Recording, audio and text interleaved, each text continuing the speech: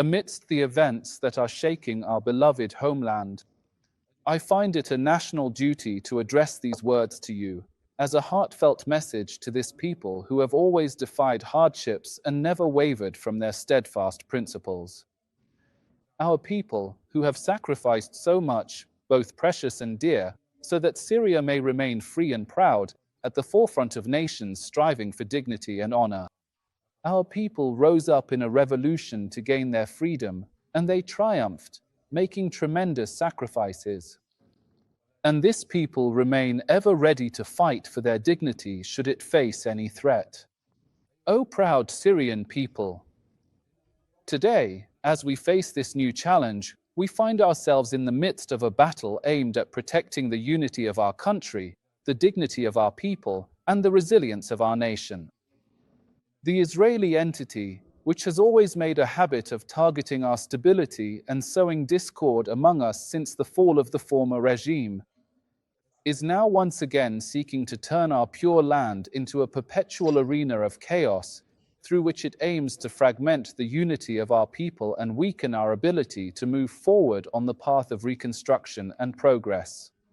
This entity never ceases to use every method to sow disputes and conflicts, forgetting the fact that Syrians, throughout their long history, have always rejected any form of separation or division. Possessing great power does not necessarily mean achieving victory, just as winning on one front does not guarantee success on another. You may be able to start a war, but it is not easy to control its outcome. For we are the children of this land, the most capable of overcoming all the Israeli entity's attempts to tear us apart, and we are too steadfast for our resolve to be shaken by fabricated strife.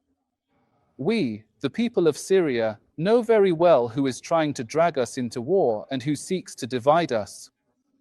And we will not give them the chance to entangle our people in a war they wish to ignite on our land. A war that has no purpose other than to fragment our homeland and scatter our efforts into chaos and destruction. For Syria is not a testing ground for foreign conspiracies, nor a place for others to pursue their ambitions at the expense of our children's and women's blood. The Syrian state is a state for everyone. It is the dignity and pride of the nation. It is the dream of every Syrian to see their homeland rebuild itself anew through this state. Let us all unite, without discrimination, to restore Syria's prestige and place it at the forefront of nations living in security and stability. Building a new Syria requires all of us to rally around our state and commit to its principles, and to put the interests of the nation above any individual or narrow interests. What we need today is for all of us to be partners in this reconstruction, and to work hand in hand to overcome all the challenges we face.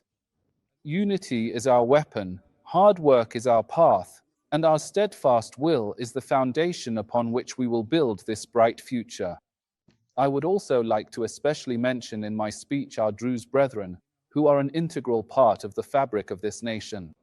Syria will never be a place for division, fragmentation, or the sowing of discord among its people. We assure you that protecting your rights and freedoms is one of our top priorities, and that we reject any attempt to drag you towards an external party or to create division within our ranks.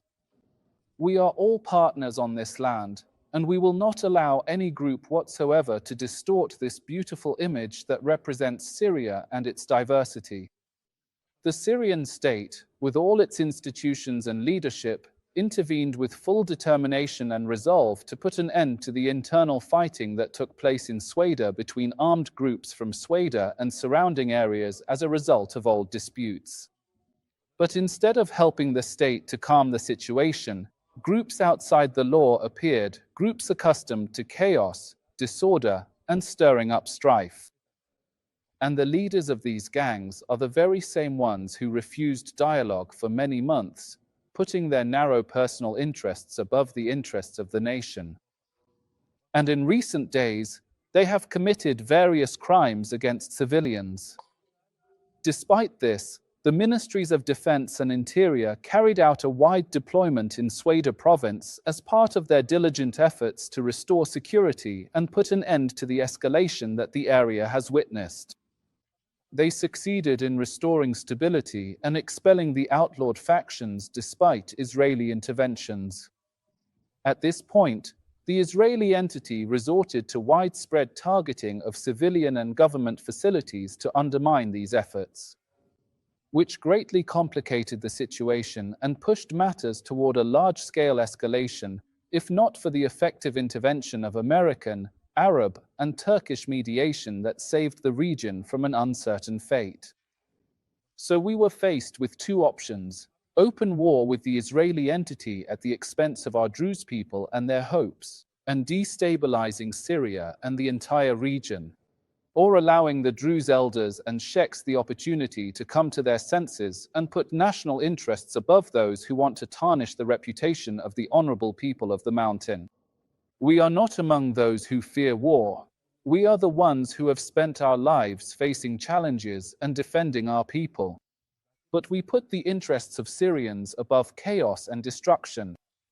So the best option at this stage was to make a precise decision to protect the unity of our homeland and the safety of its people, based on the supreme national interest. Therefore, we decided to assign some local factions and the Druze religious leaders the responsibility of maintaining security in Sweda, emphasizing that this decision stems from our deep awareness of the gravity of the situation for our national unity, and to avoid dragging the country into a new, wide-scale war that could pull it further away from its major goals of recovering from the devastating war, and to keep it away from the political and economic hardships left behind by the former regime. In conclusion, we are committed to holding accountable anyone who has wronged or harmed our Druze brethren. They are under the protection and responsibility of the state. The law and justice safeguard the rights of everyone without exception. We affirm that preserving the unity and stability of the country, the safety of our people, and working to secure a future for their children away from any dangers may guide the path of progress and recovery we are pursuing after the liberation of our country. All praise is due to Allah, Lord of the worlds. Peace and mercy and blessings of Allah be upon you. In the name of Allah, the most gracious, the most merciful. All praise is due to Allah, Lord of the worlds, and may peace and blessings be upon his trustworthy messenger, and upon all his family and companions.